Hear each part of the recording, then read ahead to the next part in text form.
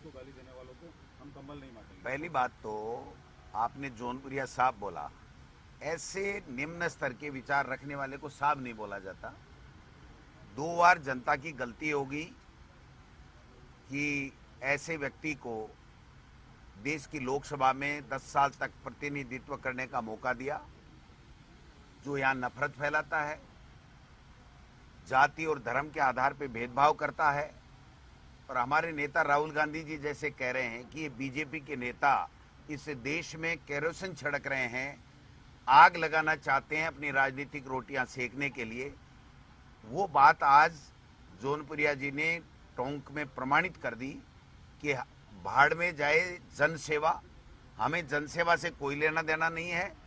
हम तो केवल और केवल हिंदू मुस्लिम के नाम से आग लगाएंगे इस देश में और हमारी राजनीतिक रोटियां सेकेंगे। ऐसे लोगों की ऐसे लोगों के बयानों की जितनी निंदा की जाए उतनी कम है। इस प्रदेश में गंगा जमनी तहजीब है। बरसों तक यहाँ पर जो भाईचारा हिंदू मुस्लिम का रहा है, उसके कहीं ऐसे संकीर्ण मानसिकता के लोगों की नजर ना लग जाए, ये ईश्वर से मैं प्रार्थना करता हूं कि ऐसे लोगों को सद्बुद्धि दें।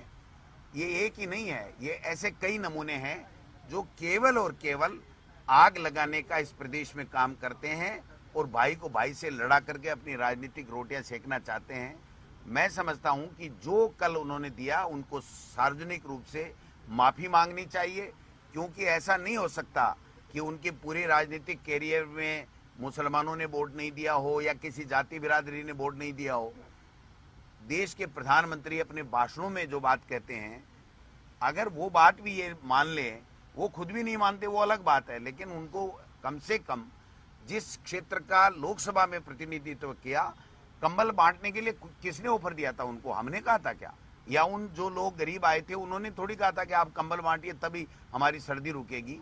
वो अपनी राजनीतिक रोटियां सेकने के लिए जो चोरी से धन कमाया, चोरी से जो संपदा अर्जित की, उसमें से गरीब को मदद करने का जो नाटक कर रहे थे, वो नाटक एक्सपोज हो गया है।